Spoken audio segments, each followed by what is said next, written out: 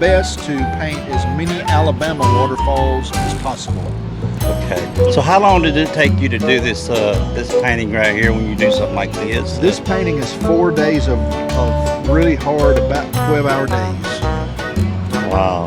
That's day and night, and just staying up. I have a studio right beside my house, Uh-huh. and I was pushing hard to get this painting done for this show and for the local shows that we're doing this spring. Okay. And so I painted Peavine Falls from the Oak Mountain State Park the first week, and then last week I painted this painting.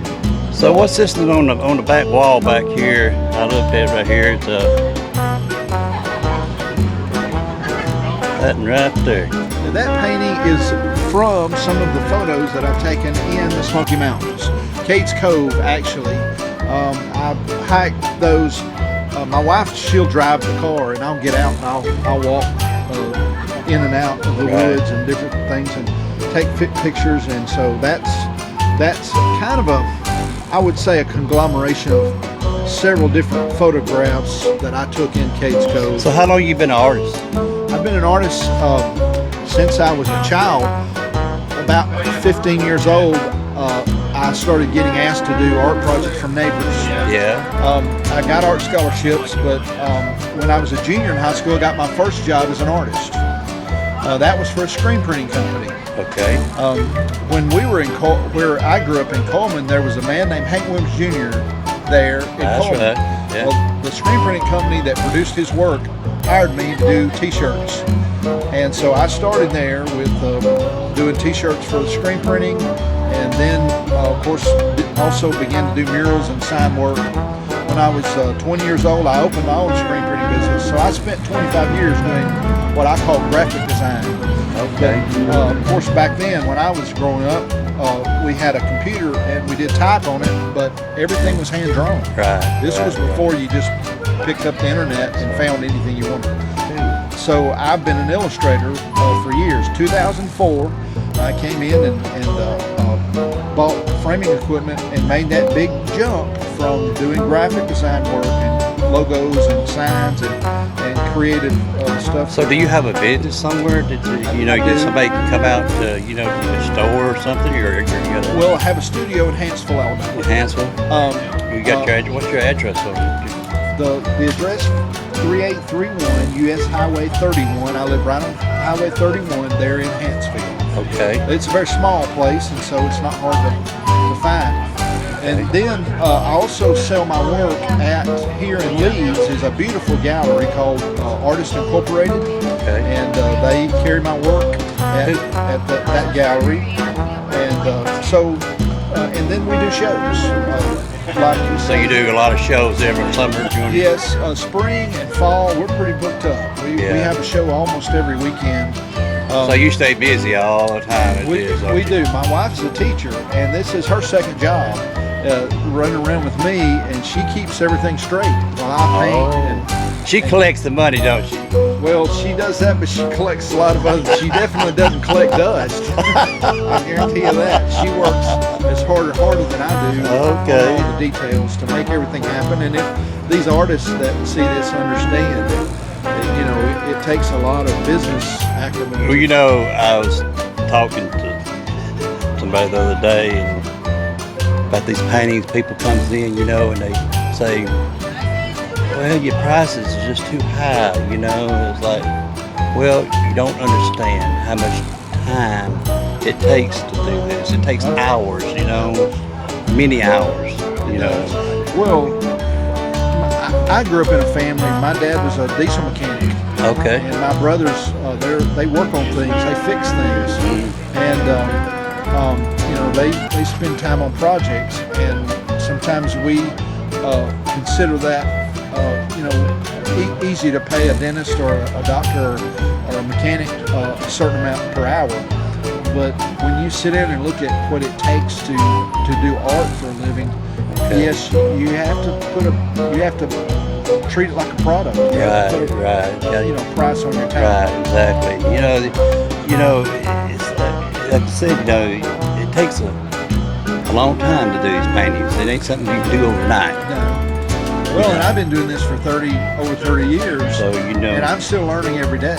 that's When I sit down in front of my easel, those 30 years of experience rush in to help me finish that picture.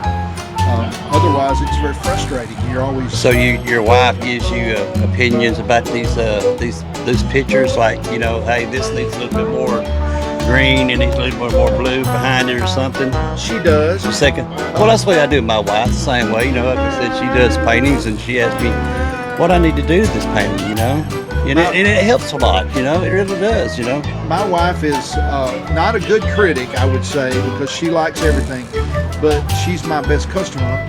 Our house is full of art, and that's she great. does. She That's gives me great. a lot of guidance. That's great. Well, anything else you want to talk about? Anything over here, or what is this now? A lot of these paintings that you see, this painting is called Rush Hour, and really, this is not a particular waterfall. It's places that I've been, and when I take pictures, but really, I spent my career being what's called a photogenic artist, trying to get every little detail. I'm trying to really loosen up and really create that feel you feel when you're standing by that creek. And the thing I always remember is how powerful that water is. So I'm trying to convey that to the viewer. Right. And in the building up of the textures, that's really trying to loosen up beautiful picture there. and leave us with the impression you get when you are standing there. What I think about when I walk through the woods is how it sounded when I was walking on all those leaves. The crunching and Crunch. So I'm trying to put that crunch in my painting.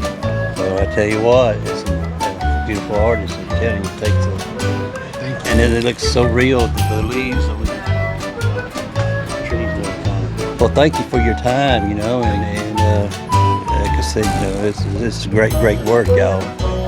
And, We enjoy sharing it with people, and I hope folks are inspired enough to either carry it home with them or go find That's out. right. That's right. I go to a lot of them art shows, and they say, "Well, I don't have a place on the wall, Put it. Don't have nowhere to put it. No, that's their excuse." If you fall in love with something, you're going to take it home with That's you. right. Exactly. Well, thank you so much Thank you. again. Have a I blessed think day. I'm going to do the same.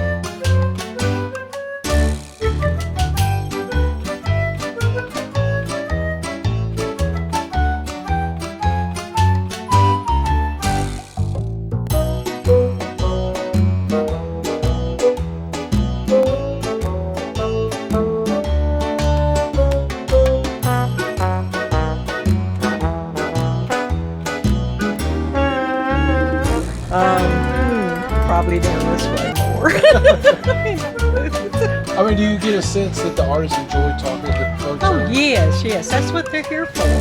They want to share what they do. Sure. What kind of art are we seeing here today? You're seeing painting, mixed media, drawing.